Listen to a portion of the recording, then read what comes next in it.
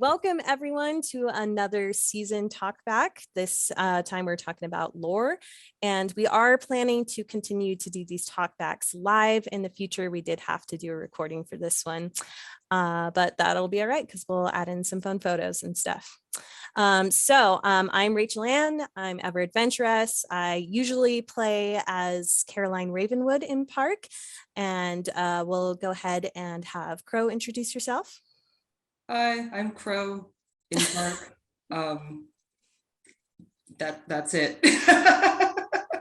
She's the one out there digging and getting the hard facts for all of us. 2 notebooks. I mean, one of the people, you know. And Plum. Plum, pirate extraordinaire. Yes. Yeah. And then Bob. I'm Bob. Who did you play in season? Who did you So like World Walk in as lore, I was Minden Windshire, the evil wizard, but I do something different every season so that nobody can keep track of it. Yeah, that's perfect. And actually, that is like one of the few upsides I found to how they change all of the guilds and all of the characters every seasons recently, is that you don't have that pressure to, because there's been times that I've wanted to change characters, but I thought I would lose all of my work with the characters that I've bonded with, which is part of the fun part. But now you can just change characters and change looks and start fresh every season. You could also do stuff like end up throwing away your entire relationship with a guild like I did this season. Oh, and you lose nothing. It's fine. That's funny. I did not think of that. True. Also, Sunday the cat is making an appearance in case she pops her head up every now and then. Yes. And Bob has also been making, he's been doing such great work for the community, getting lots of photos of all of the different, or videos of all the different scenes. So I will link to his channel below because there's so much more of the Evermore adventure that you can see a window into because of him. Thank you, Bob. Thank you, Rachel. All right, so first off, let's give you an idea of what happened this season, and Crow is going to start us off with a plot summary for lore. Okay, I will try to keep this brief because there was actually kind of a lot that happened this season. First off is the setup. As we talked about in our last talk back at the end of Mythos, a lot happened as well. There were a lot of character deaths, and Verena took all those artifacts and the seed of this evil plant from Mythos that she'd locked away so long ago, put them in a box, and then buried it somewhere, possibly behind or under the pygmy-weed inns. Don't really know. But as pass holders would know from the first letter that they received at the beginning of the season, as she was leaving town, the Knights of Kalamazeel and Alistair, the dragon trainer, intercepted and dispatched her. So Verena is no more. And it has been 1 year since those events in Evermore. So in that time, the weed they started calling it the pygmy weed because it's in the pygmy weed inn. The pygmy weed grew out of control. It's this huge Audrey 2 situation, just like we predicted. A man named Dr. Siegfried Schroeder was elected mayor, and his political opponent mysteriously vanished. And then, the World Walker portal is open. He has hired the American chapter of the Blackhearts to come out and keep order, and the Coven to investigate the plant. And the Adventurers Guild are there for paranormal studies because Evermore is just lousy with ghosts all the time. And then when I wrote this plot summary, I just wrote, and the vampire acting troupe is here too, I guess, because I don't really know what they were doing there. I'm sure they were great. That's on us for not interacting with them. There was a little bit of a plot of them trying to, like, I know the mayor invited them to dinner or vice versa, and they were trying to get they were trying to get in good with the mayor, and had these rules about where they could drink blood and so on. Yeah, there were specific rules for them, but anyway, the mayor set up his law and order, and shortly after those portals open, one of the Doctor's creations named Tanglefell came to town, and had started kind of crowdsourcing opinions from world walkers about who was the strongest of body, of mind, of spirit, of will, etc. And they would sort of tally up those votes and take that person to Drakenhaven, and the doctor would draw and electrify their blood, and for an experiment that he claimed was for the plant. I was never fully clear on what he was doing with that, but it didn't work anyway. So he was doing that for a few weeks, and every time he would pick somebody to go up there, they would receive shortly after, a ghost would be like, hey, I found this letter in my pocket. It just kind of teleported in there. And it was a letter. And the first letter was always written in vampiric. And the first letter always said, do you tire of the dear doctor's depredations? Leave Hugin in the window of the copper confection at the stroke of 12 for a free evermore. Hugin refers to one of Odin's ravens. So if they did that, they'd get a second letter that led them to a stone that was named after one of the 6 princes of hell. It was purported to be a demon heart or a Mephistophelian stone is what they called them. And then a third letter would tell them where to bury it in Evermore. And it kind of created like a pentagram. And these letters promised to free a protector of Evermore that would come and fix all of their problems, basically. After a while, Tanglefell started to kind of have conflict with his mind versus his heart, or their mind versus their heart, and eventually decided, no more, I will not do these experiments, they're wrong. Stood up to the doctor, and the coven was like, hey, we should sever the magical connection between the doctor and Tanglefell. Unfortunately, that magical essence is all Tanglefell was, so it went horribly, horribly wrong. And they were left unable to cast magic. So their only choice was to go through with this ritual. Also in between this, the coven summoned Wickham to Evermore, who had gone to Lore in hoping to destroy the coins of Karen. And but those were taken from him immediately when he was arrested by the Blackhearts and brought to the doctor. So who sorry, Wickham, Yes. it's the younger version of him still? Yeah, it's the same one that appered last Lore. The same one that appeared last Lore. Same Okay, young cool, James cool. Wickham pre Yes. finishing up his portal research. Although he has made progress on that since Nice. last year. But the coven kind of reached out to the adventurers because Darcy Humboldt was the last person to get a demon heart. They had them complete the ceremony, and they summoned, all the letters claimed they were going to be summoning Karen. Instead, they actually summoned Mortimer. And so Mortimer came, he took the souls of Evelyn Taylor and Tanglefell with him and left. And then all of a sudden, and Bob can join me on this one, all of a sudden, Bernoulli Fibonacci, the potions apothecarian guy, runs out on stage and was like, it was me the whole time. And it turns out that he tried to bring his sister Evelyn Taylor back to life, but he trapped her between worlds. And so he was using her to write the letters in vampiric in order to get revenge on the mayor and free her from this hell of his own design. And we all sat there for like 10 minutes while he explained this, like, what? So he sent the letters and the demon hearts? No, so he yes, right?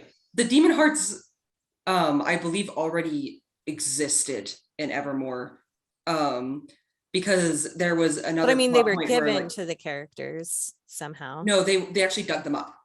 Oh, okay. Yeah. So basically, Bernard Taylor is his real name. He would whisper into this ring that belonged to Evelyn and tell her what to write. She would write the letters in vampiric and give them to the ghost, and that's how she was able to do it without being seen, because she was a shade. Yeah. So and then she's the ghost not would deliver actually a them to the ghost, relevant people. Yeah. I'm sorry. No, go for it. No, because she's not a ghost like normal ghosts are. She's in this weird space between that and the netherworld. So they can't see her, but she can interact with them, which is why the ghosts had legitimately no idea what was going on when these letters appeared in their pockets.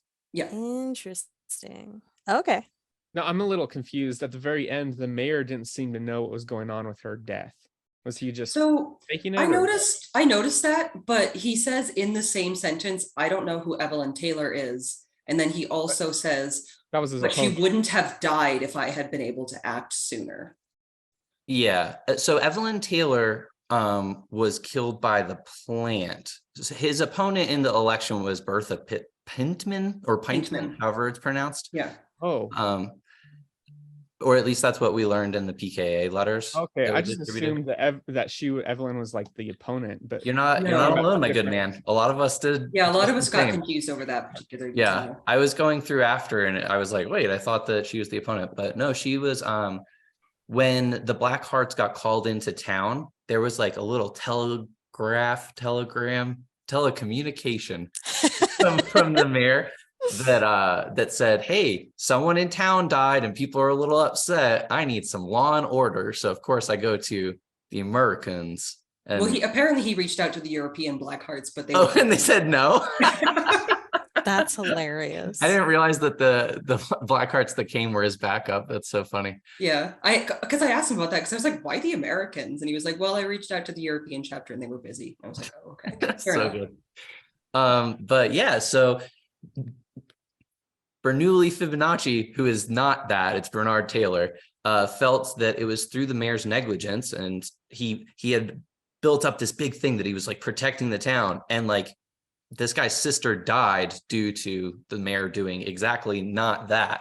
So he was very bitter and wanted to get revenge against him, and that's where all these letters came from. It was kind of his master plan to get back at the mayor for the death of his sister, and also redeem his own mistakes. Like Crow said, he took his own family member from the afterlife and put her in like the void to like roam around as a shade or whatever for all eternity. Yeah. Yeah. So who was Fibonacci? I'm trying to remember if he was there. Renae Fibonacci was the apothecarian. He wore like a top hat and like a red velvet suit jacket. He was Italian. Yes. In hindsight, there were some signs early on that was perhaps a fake name, because even at the time when I was trying to teach people what his name was, I was like, it's Fibonacci, like the Fibonacci spiral, because the Fibonacci spiral is an artistic principle.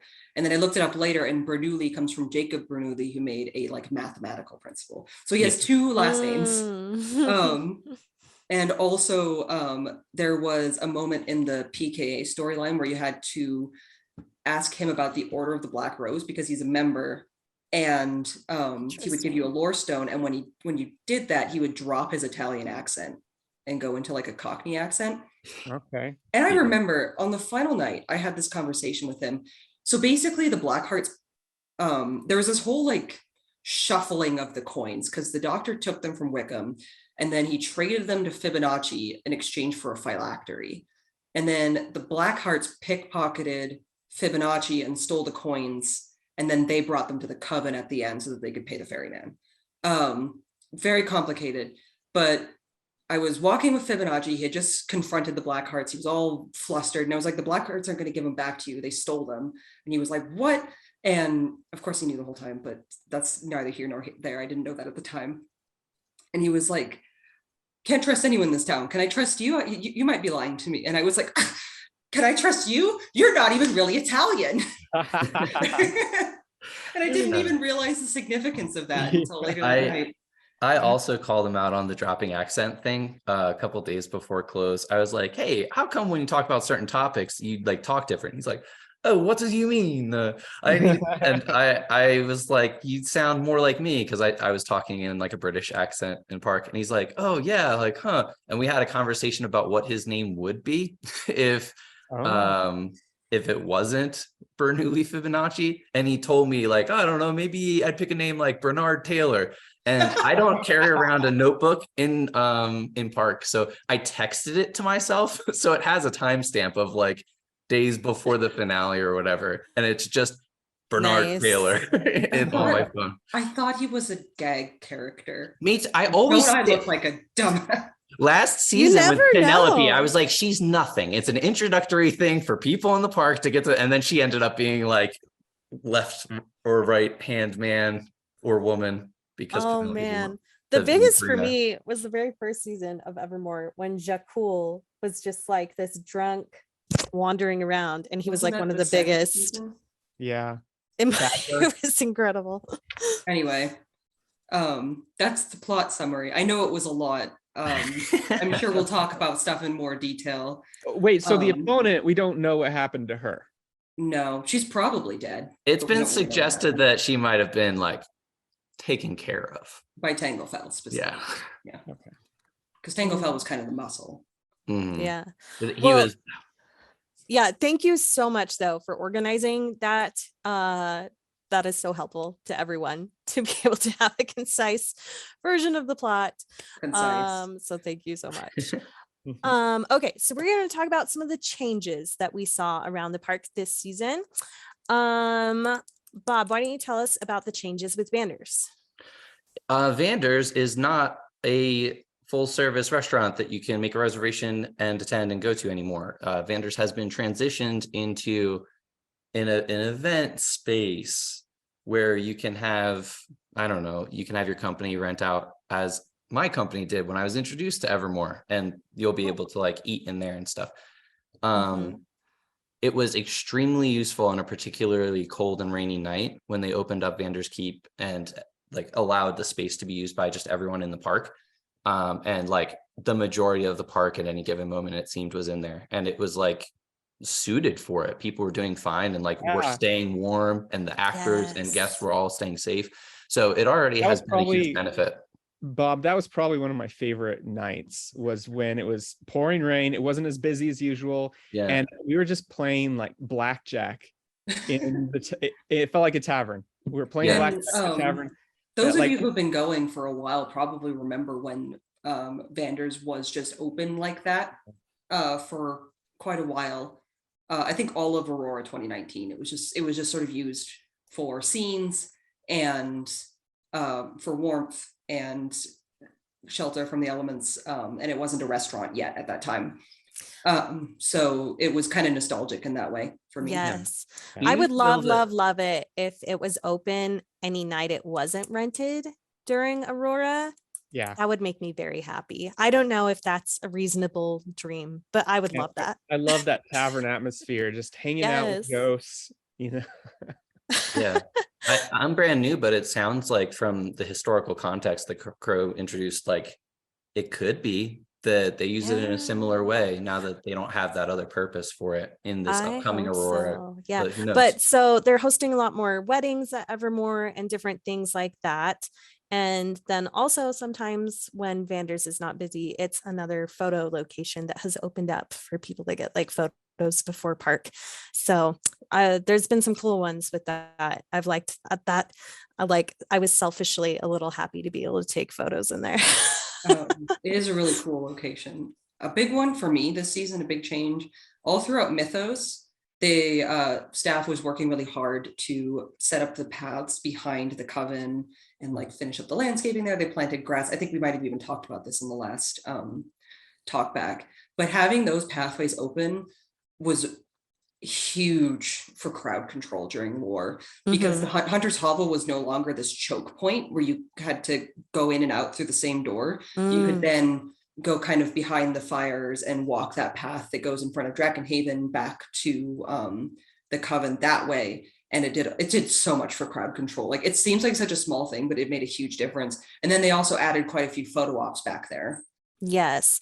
So those paths, they are not like stroller or wheelchair. No, they are gravel paths. So they're not. But the best, if you're on foot, it's a really good way to kind of get out of that. And it also fixes some of the traffic that would have been hard to get around in a stroller. So you can like main entrance easier. Yes. Okay. And then one of the things that they've done with Lore in the past, and they did it again this year, is in the earlier part of the evening, they would have sort of a more family-friendly, kid-friendly time where you could trick or treat with all the characters. They'd have candy to pass out, and you could walk through the haunt area just as you normally would. There's not characters entertaining there, but you could go through and see all of the lighting and all of the different areas and stuff. And then it would come to be haunt time, and they'd close it off for the haunt. And then you'd be able to go through with all of the scare actors and the effects and everything. And the park's still family friendly throughout the night because all of the scary stuff is kept to the haunt. But I really like that system. You know, as somebody with kids, I loved it. honestly. So I like that they did that again, especially because I hate it when parts of the park are closed off like the entire night. I don't know. I love the mausoleum and I need to walk through it every time. And I'm all there. the indoor places as well. Like, yes. can't find shelter when it's raining. Yeah. Okay. So let's talk about some favorite scenes or some favorite moments that you had this season. Or do we want to do favorite characters first? My favorite scene / moment / character all kind of roll into one. So I guess I'll start with that. My project character this season was Harold Bagley. He was in the Adventurers Guild, and he was a ghost, but he didn't know it. And the adventurers initially didn't know it either. And so I noticed a lot of world walkers trying to kind of convince him. It never worked. He was far in denial. But I kind of went the route of sort of gently coaxing the information out of him. And so I'd go up to him and be like, oh, what are you doing here? Oh, you went to find something from the catacombs. What happened when you went down there? Oh, you don't remember? Oh, it's almost like you died down there or something. That's interesting. So eventually I was able to figure out that he went into the catacombs with his assistant, who was a clumsy oaf. And he was looking for a key to a temple in Patagonia that his family had been working on for just generations. Like his great-grandfather, his grandfather, his father, and him had all been trying to get this stupid temple to open up. And his family had befallen quite a lot of misfortune. His grandfather was murdered. His father died at sea. And then of course, Bagley goes down into this catacombs. He's with his clumsy assistant. They're sitting down for lunch, and he's like, hey, Clooney, don't watch out for that trap. And he sets it off and gets impaled on the spikes. So that's how he died down there. So I worked really hard at trying to get him this key. I also finally convinced him to let me read his journal, which is how I found out a lot of this stuff about his family. But I brokered a deal between the Blackhearts and Bagley over them going down into the catacombs and getting this key, which they changed the terms, and I'm like, okay, we're going to get it in writing. And he asked me to write a contract. So I had to write a contract. And so I'm sitting there like, okay, what are all the different ways that they could weasel out of this? So I put all their names on it. I tried to think of everything. They signed it with little suspicion, which is interesting because I definitely got Gwen to enchant it too, at Bagley's suggestion. So what was the enchantment? What was the enchantment? How did Gwen enchant it? Essentially, it would just kind of like help them to realize that it was in their best interest not to keep the key when they found it. So it wasn't like a do this or you'll die kind of enchantment. But anyway, the only stipulation to that was that they were like, I don't know about this witness signature. And so another world walker that was there was like, I'll sign it. And they were like, yeah, okay. Anyway, they did finally get the key and they handed it to him. It turned out to be some lore stones, those little black ones with the runes on them. Which is interesting because Bagley's theory was that this golden crab creature was able to open portals to other worlds. So that would track with it. And he's sitting there holding it, and Bob has a video of this on his channel, but he's sitting there holding it and he's like, I really have been dead this whole time, haven't I? It was that easy. Because we were worried he was gonna flip out, right? Well, so if he delayed, found out before he was ready, that would have been bad. Yeah. Mm-hmm. But quite the yeah, opposite. it all went really well. We had this nice moment where he gave me this necklace that his adventuring partner Jonathan gave him. And he was also there on Halloween, and we had a very tearful goodbye. So it was really nice, and I just really cool. I had a really fun time with that storyline. Nice. That's really cool. Okay, sorry. So you got him the key. Yes. And then what was Blackhearts did. done with the key? Did the adventurers just take it to follow up? So on Halloween, Mortimer was there and he was taking the other two ghosts, Archibald and Poppy, and it kind of seemed like they were gonna like, you know, go to the afterlife. So they were all making their goodbyes. And then Bagley took Mortimer off to the side and they talked. And when he came back, he's like, all right, it's been decided that the three ghosts and Mortimer will go with the adventurers to Patagonia. We'll get to this temple. We'll get everything in order. And then the ghost will go with Mortimer to the afterlife. He's helping him finish his business. Yeah. That's nice. Yeah, it is really cool. I definitely shed some tears over that goodbye. That was a good one. Oh, I love that.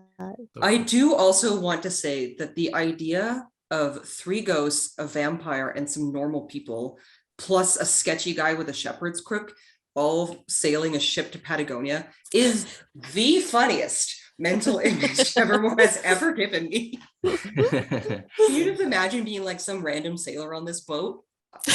I would quit. That's the top tier spin-off sitcom that's gonna come in on the side. That's really cool. Oh man. Yeah, Bob, tell us about yours. Well, I don't want to. I want to talk more about Halloween. I mean, I will eventually, hopefully, but we'll talk about Halloween. We can just talk about it after, because I missed it. I was like, oh, I have to like trick or treat. Okay. Yeah, we can talk about that. Then I'm going to talk about mine. So mine goes in a little bit more on what I'm interested about with the whole Bernoulli Fibonacci thing. And that's because this whole time we were being presented these messages as if, oh, there's going to be this great protector who comes to Evermore and it's going to save the town and all this stuff. And then at the end, it's revealed that it was just kind of one guy's revenge quest, and he needed to like make up for his mistakes and like hurt the mayor, like take something he loved away from him instead. And I was like, oh, that's wild. Yeah, and we all got played like a fiddle. Like, yeah, like, a little bit. Real. And if you think about who saved the town from the most imminent threat, which that was one of the like, once you're in the coven, like the follow-up quest is like, what is like the actual threat to the town? Is it the plant? Is it the doctor? Is it blah, blah, blah? I always thought the plant was the scariest thing, because in previous versions of Evermore, it destroyed like everything. Like it got real bad. And if you look at it from that perspective, the doctor saved the town and then we like dragged him off or whatever. So, but who knows what he would have done with like this necklace afterwards. Yeah, sorry, Crow, you might have been saying. He was there on Halloween and was not like under arrest or anything. They just dragged him off because he and Bernoulli were fighting at the end. And that totally tracks.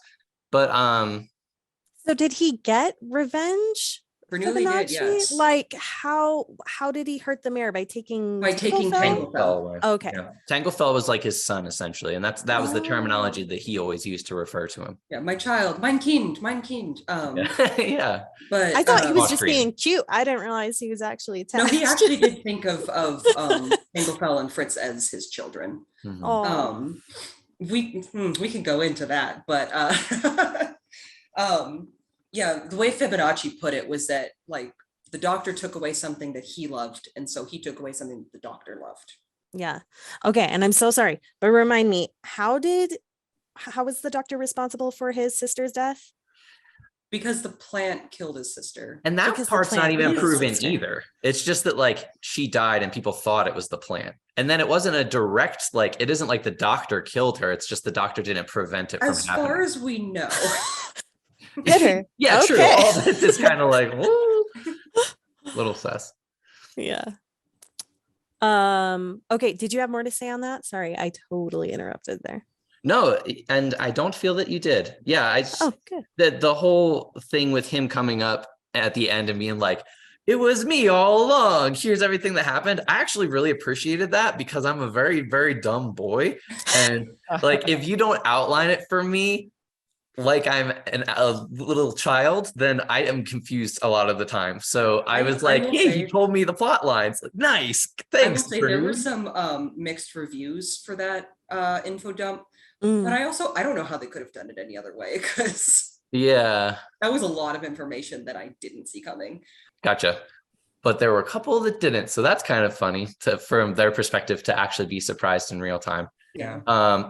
And so was Crow, because my video, or a video at least, like when Bernoulli gets up there and is like, it was me, Crow's like loudly, audibly like, wait, what? Like, what is happening right now? There's just like stifled laughter. I was like, no freaking way. Because I too thought he was just a fun thing for people to go around and take pictures of. And I kind of made fun of that a little bit throughout the season too. That's funny. Okay, Pitt, tell us about the moth fairies. Well, and stuff with them. I'll tell you my take on the whole season in seconds. The first few weeks of the season, I thoroughly enjoyed the characters. I feel like all the characters were just really interesting and fun.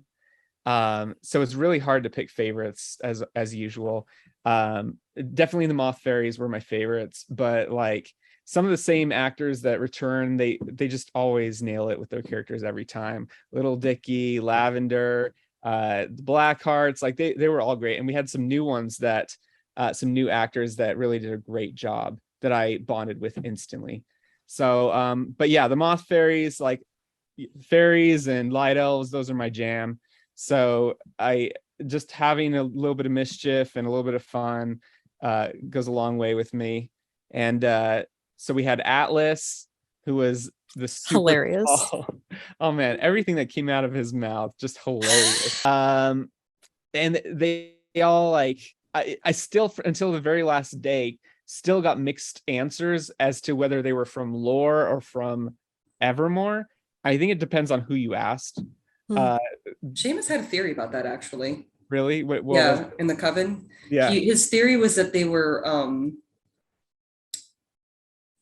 you know what? Keep talking. I'm going to find it. Okay. So they're fairies, but they are moths at the same time. Kind of like how in Mythos we had fairies that were half fox or half deer. And they just had a very kind of dark humor about them. Let's see. We had Atlas. His favorite foods were honeydew, light, cotton, pine needles, and dead things. We had Maple, that just liked eating paper and cheese and like dead things as well. She ate her cousin. I don't know. They just were kooky. I loved them. Remember when Maple got one of the conspiracy letters and then just instantly ate it? Did any of no you hesitation. Did any of you see her little book? She had her little book with little drawings on what was in that book. I wish ghosts. I had if it's the same book as I saw, she was writing all of her like thoughts about ghosts, and it was really cute. I wish I could quote it. It was hilarious. And then Luna, of course, she knew she was going to die in a month, and so she was trying to live life to the fullest, and just like she wasn't scared or anything. She just wanted to have personality was delightful. So fun. Okay, I found the theory about the moth fairies that Seamus had, which was that they may have been born of the pygmy due to its connection to the Fey heart, and therefore its connection into Aethan. So it's kind of sort of full lore and mythos. Okay. So a moth drank some of the nectar of the pygmy and then like Teenage Mutant Ninja Turtle happened. This was just Seamus's theory, so it's not like set in stone. I know, but I like this theory. So Maple also had this reaction to candy and sugar, where she would go on a murderous rage if she had sugar. So my theory for the season was that the very last night she was going to eat some candy and just kill everybody. Just end the season now on her own terms. Rocks fall, everybody dies. Yeah, the darkest night. About Maple, I didn't realize this until very late in the season, but have you guys ever seen the rosy maple moth or heard of it? I guess that's what she was based on, like because she had the yellow and pink. This is Look it up sometime. They're Very, really very cute. pretty moth, and it's probably what Maple was based off of and why she Atlas was that. based off of an Atlas moth, and Luna was based off of the Luna moth. Is Like, there There's a- other they're all kinds based of off- Well, moth. there you Oh. go. That's cool. I still think it would have been funny if they named one of them Indrid Cold, which is a character from the Mothman Prophecies, but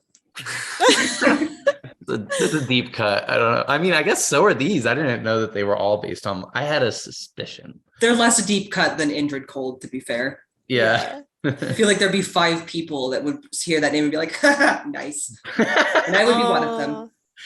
Well, they were super fun. I regret that I wasn't able to be there more, especially since we have apparently a little gap of knowledge on the vampires, because they were the ones that I was like trying to hang out with the most. Yeah. And like one of my favorite moments was just that one of the vampires like agreed to walk out of the town limits with me, like, you know, in theory, and was going to drink my blood because I wanted to prove to the Black Hearts that they were like showing restraint and that they didn't kill everyone, you know. And I was going to show up with a vampire bite next time I Oh. came, but I wasn't able to do it. That was- But that was a favorite moment.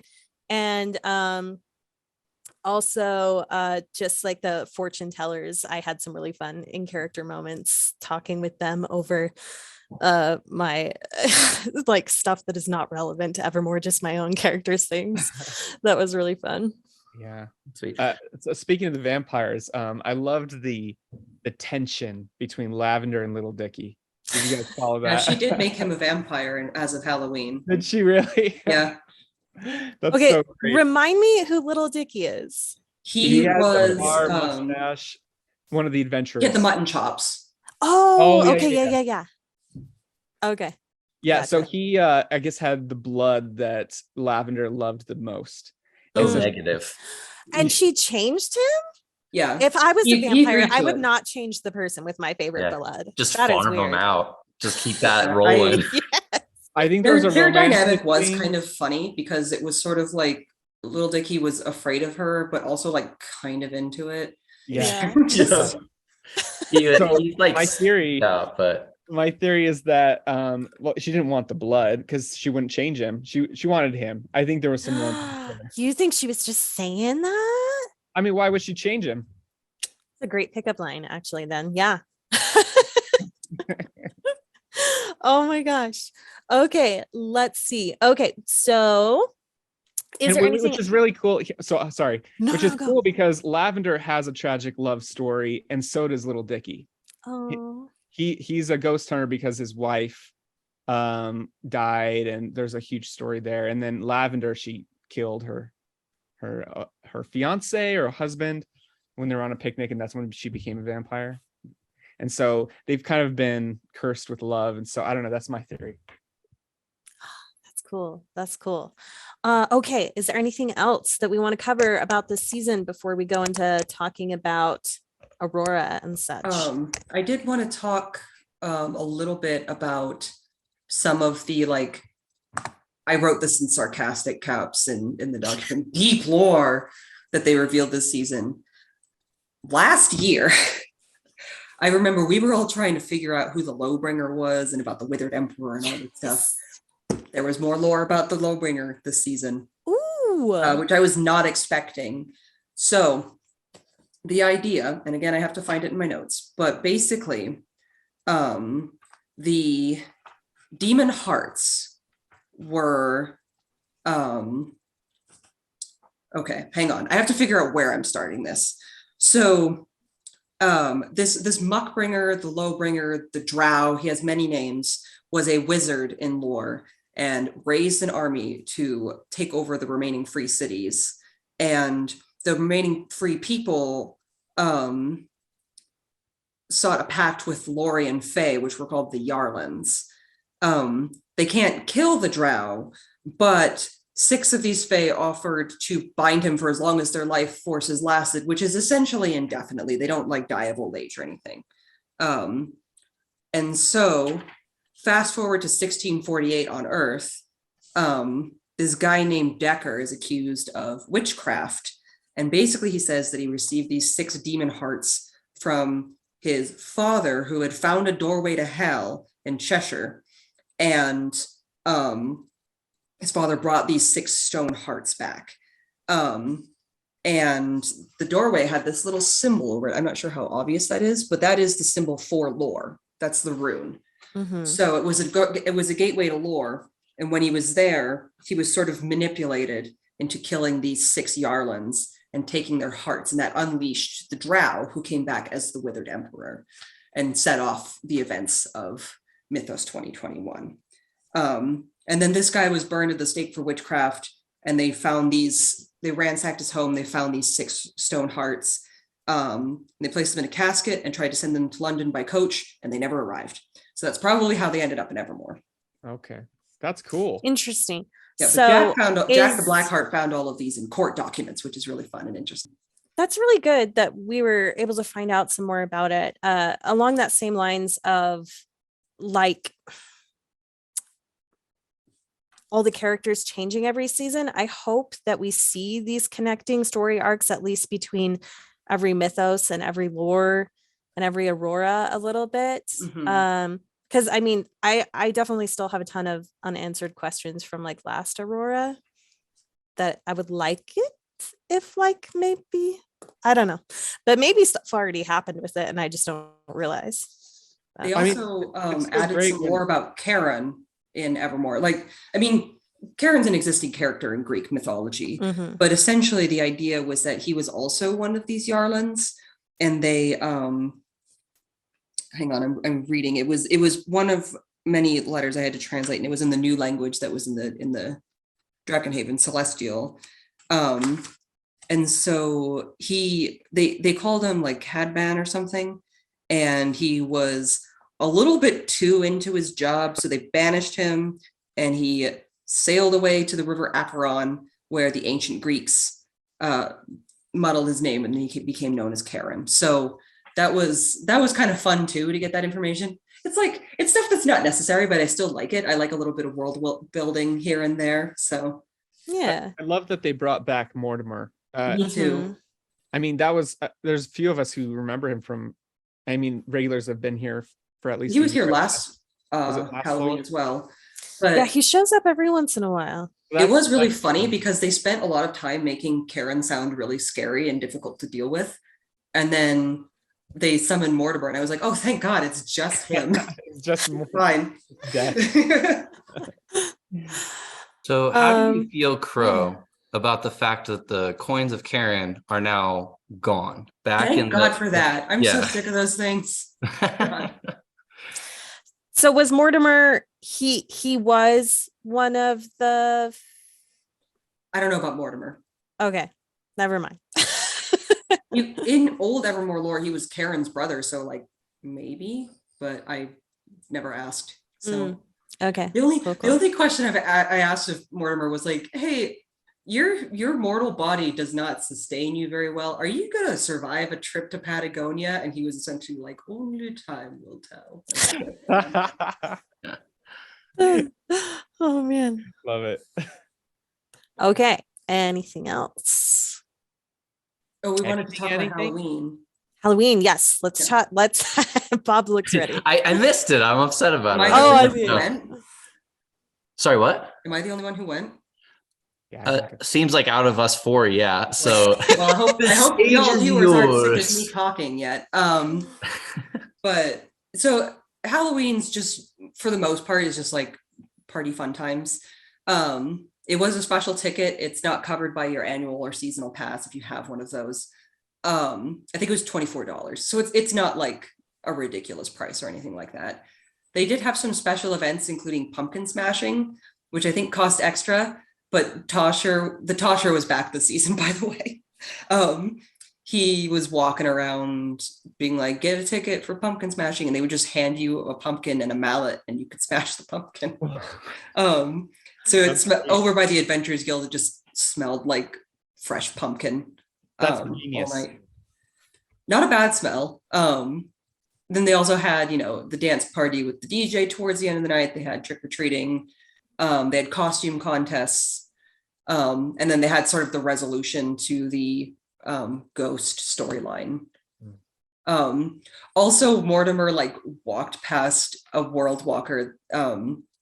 I guess it's safe to say his name. We walked past Refeld and looked him dead in the eye and was like, "Your time is near," which is. I didn't see this happen. Refeld told me about it later, but it's so funny. What did he say? What did Refeld say?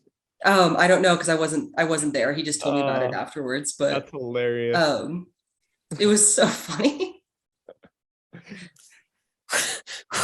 Just go around being needlessly ominous to world walkers. It's a good time. That's funny. Thank you for sharing that.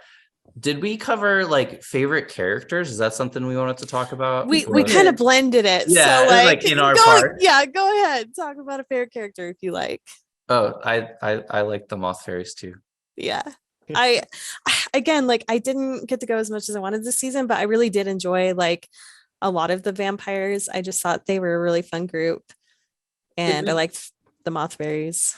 Did we want to talk about Tanglefell a little bit? Yeah, I said that before we were recording that Tanglefell and the mayor and Fritz, like that family was also extremely interesting to me.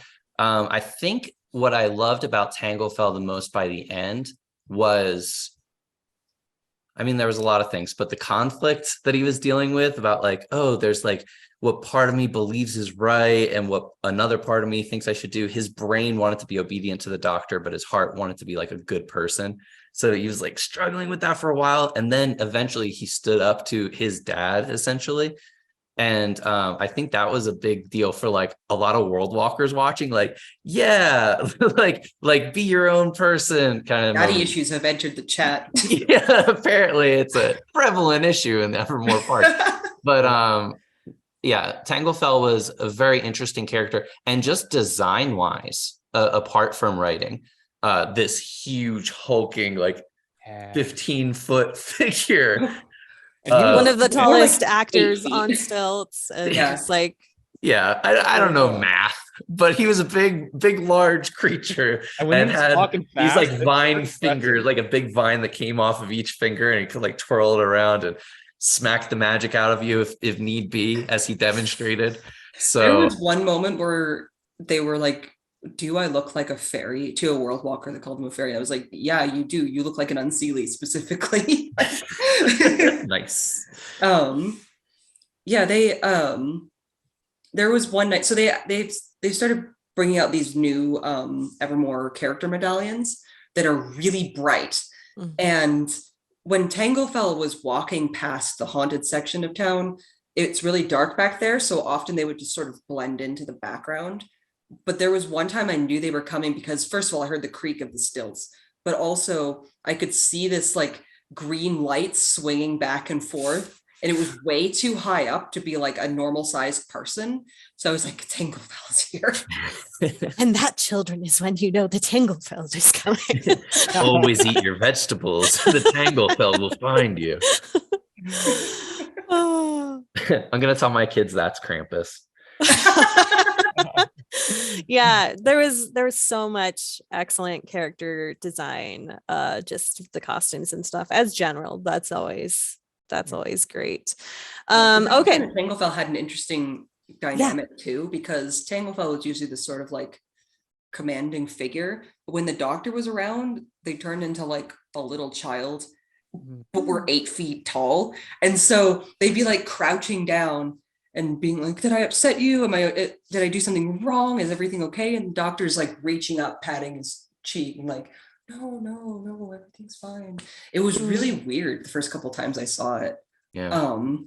But yeah, it was very much like a weird father-son relationship. But I said this on the Discord, but the doctor was very like careless about the way that he talked about Tanglefell and Fritz a lot, calling Fritz his failed son and calling Tanglefell nearly perfect. And then at the end, actually out and out calling Tanglefell a mistake. So it was like, yeah, that part's not great. Which was so weird because on the other hand, there were moments where I was truly led to believe that he cared about his sons in a very deep way, or like I think he did. He just wasn't like a very nice person. Yeah, it was a weird thing. The moment they tried to assert like independence, he got very hostile. Yeah, but not unheard of in these situations or whatever. Yeah. And especially in contrast to how Tanglefell, as you mentioned, spent his entire existence trying to satisfy the doctor and trying to be like a good son for him, and not getting a ton of appreciation for it, just being taken for granted a little bit. But okay. No, and Fritz and Tanglefell were like really jealous of each other too. Yeah. Tanglefell was always afraid of being replaced, which I definitely played up a little bit towards the end. Am I the drama? I think I am. And I think he would have been replaced given time. Like the doctor seemed to have the intent of like creating a more perfect creation. Wait, tell me which guild you like threw a bombshell at. You said something about like you can ruin your. I rage quit the Blackheart Hunters. That's what it was. I was already kind of spying on them a little bit for the Coven and trying to mislead them. But the night that they arrested Wickham, I actually went to Jack and told him that it would be best if we continued our relationship only in the context of the Blackheart's contract with Mr. Bagley. And then I left. And I didn't talk to them for like 2 weeks. I did make amends on Halloween, but they kind of made up for it before then too. They did, yeah. We all hated the Blackhearts for a while. But. Yeah, it was a really, again, there's a video of this, but it was really funny watching that scene because people who had never been there before were like, "Hey, yo, what is this?" Boo! Boo those people. Oh my gosh. Okay, so for Aurora, I'm excited. Aurora, I feel like Lore is my favorite season in like essence, but some of my favorite story beats have happened in different Auroras. Yeah, Lore can be great. Yeah, I really love it. I have one critique on Lore that I hope they fix in Aurora. We only had one guild around a fire in Lore. They had the adventurers out in the tent. They did sometimes go to those fires, but yeah. I mean, with the cold, you kind of need to be around the fire. So yeah, the poor Blackhearts, man. They were freezing over there. So everybody loved the Coven. Yes. I spent more time than usual at the Coven. But there was a point in time where there was more broken fire pits at the ruins than there were working ones. So we're all like huddled around like one spot, like breathing on each other. Oh no. They got that second one working though. Yeah, it came back by the end. That's good. Which is exciting stuff. Yeah, this will be my first Aurora. So I'm excited to do it. Learn to layer. Yeah. Get that. No, that's so true. Because the funny thing is, like, the hottest I've ever been at Evermore was in Aurora because I had bundled so heavily, but not made like my under like clothes something that was costing me. So I was like unwilling to take off all my furs and stuff because I'm like, oh, I'm gonna look boring underneath, because it was like this whole like wolf ceremony thing and I wanted to look cool when they called my name, and I was just like, I'm gonna die. I'm gonna pass out from heat, and it was the winter months, so like think about your costume. Right, that's a good tip, thank you. Even for opening weekend, which at the time of this recording is next weekend, it's going to be a high of like 37 or something. So it's going to be quite cold. It was the earliest Aurora by far. Yes. Oh, yeah. When does it usually span? Usually last year it started on like Black Friday. Yeah, it's usually Black Friday, I feel like. And I don't know how they're going to get all those Halloween decorations down and Christmas up. They probably won't get the Christmas up, but we're all going to owe the backstage team a lot of coffee. I don't know how they do it. I mean, they did the same thing for Lore because they had Oktoberfest, right? They had like 2 weeks. So they didn't have a week off, wasn't it? Wasn't it just there were 2 weekends of Oktoberfest, but they were able to like decorate in between. Oh, kind of like a process throughout Oktoberfest. I guess that makes sense because they're going into like pumpkin themed stuff. But either way, they definitely added stuff to the haunt in the first like month of them being open. Yeah. So, and I guess they don't have to dump all the Christmas stuff into the park immediately because it's still November. Okay, so Evermore has released 3 guild hints. One of them is just a flat out announcement. Yeah, one announcement, 2 hints. Okay, one announcement of the Wolves of Winter, which is definitely a fan favorite with a lot of people, and then the hint of gingerbread, and I'm like, maybe we were talking about the fairies and the moth fairies, and I was like, it's gingerbread fairies. That's what I put on the Facebook. I was like, Oh, gingerbread really? fairies, please be fairies.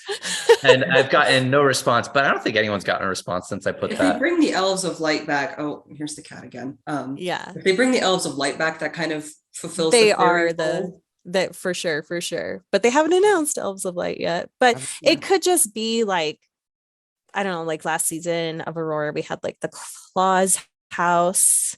Klaus house. Yeah, sorry. I was gonna say Klaus house, but I was like, that sounds weird. House of Klaus. Did they have light elves last year?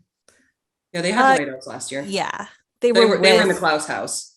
/ joy makers, they also called themselves. Yeah. Mm. And then our other hint was just animals around a table, which is interesting because the wolves of winter usually had, at least at one time, had like different tribes where it's like she's from the bear tribe and she's from the fox tribe and stuff. I remember talking about some of the wolves last year about that. So I think they still exist in like the park lore. They just haven't been in the park. So I'm just like, it can't be that because it's a separate hint. Yeah, that doesn't make sense. It sort of reminds, I don't know if you guys ever read that Christmas story about the mitten where all the animals like burrowed inside the mitten. Oh, it out. I don't remember it much. That's kind of what it made me think of, but I don't know if it's related at all or if I'm just being nostalgic. Yeah. Well, I just wonder if it'll be kind of like, the mythos fairies that were animal fairies. But that's my only guess, I guess. Yeah. I like how fairies our only somewhere. guesses are fairies. Yeah. It's the wolves of winter fairies. I can't wait. I'm the fairies. And can you imagine? That'd be everyone, all fairy Aurora. We're doing it. The picture with the animals has would be a fairy Pitt's dream sitting. season. Sorry. No, I couldn't hear what you said though. What did you say? That would be Pitt's dream season. That just was all fairies. Just all chaos characters. But there's also a gnome at this table. There's a gnome and there's a fairy. So it isn't all animals. There's like a badger or a rabbit, a hedgehog. Maybe it's just like a fox and a bear. Guild. Yeah. Gnome characters would be cute. That'd be like Crystal. Maybe. Yeah. I don't know. I guess we'll find out. Yeah. Very soon. Less than a week at this point. My favorite Aurora characters ever, as like probably anyone knows, is the Frost Lords, particularly like OG Frost Lords, just because they were a little spookier. They did have another hint that was of just like a fabric, like a coat or a cloak or something. Ooh, that was sort silvery. It was like part silvery, part reddish. So I don't know if that means they're bringing back the Frost Miser flame packed people again. I did find that really fun, and like how they would teach you magic and stuff. So I would be down with that. I like that. Yeah, we'll see. Yeah. Okay. And then last Aurora, we had this whole thing. Was Pensri was her name? Maybe. Yes. And there was like this voice teaching her magic, and the words would be on the catacombs. Anyway, it caused time stuff, but at the end we found out that it had, remind me, like they had to run back to Aurora because they had not heard from Vesa. Yes, Vesa's cousin, her cousin. Yes, but there was something about like a blizzard or something. They had awoken like a life force or something, like the so they had a vision about that. I don't know about awakening it. I mean, it was a large figure with earth blooming behind them. I don't know if that was supposed to be Tanglefell. Yeah. I just want to know what that was. So I don't know if that's I don't know. All I want is no more chronomancy. That's all I want for Christmas. Is a lack of chronomancy in my all I want is for the things I mentioned in my recap videos to become relevant. Sometimes they do. A year later. Yeah, well, that's why I'm just like, that would be great, because I talked about that in my recap video. If I could finally say, remember when we said this? This is what it was. For whatever it's worth, those recap videos kept me alive in the period of time where I found Evermore, and the first time I was actually able to go, I watched like every single one multiple times. So yeah, I appreciate them regardless of whether they follow up on the story beats that you talk about. It's true. And those are still coming out. I know I've been slow on the uptake, but particularly as I piggyback off of Crow's genius and stuff, I should be able to get that together. Me having not posted my notes from Mythos and possibly never going to post my notes from Mythos. Well, at least the lore one, you've got that, and I've got the Mythos script mostly written up. So yeah. Okay. Well, any closing remarks before we go here? No chronomancy allowed. No chronomancy is hers. Oh yeah, I love like sort of the politics between the countries and stuff in the world of Aurora, and I would just love to play with that some more. And I don't know, that would I just want the spooky ice queen from the first or like the first time we saw the frost queen to become in the story. Sorry, that makes no sense. I'm not speaking sensibly. I also just want to say that like I really felt good about this past lore and how I feel like it wrapped up a lot of story beats in a really satisfying way. I had a really good time. So I like, good job, team. Thanks, Evermore. It was a great season. I thought I saw a lot of happy people, so that's good. Well, thank you so much for joining us, everyone, and we will see you at the end of next season. Bye. Bye.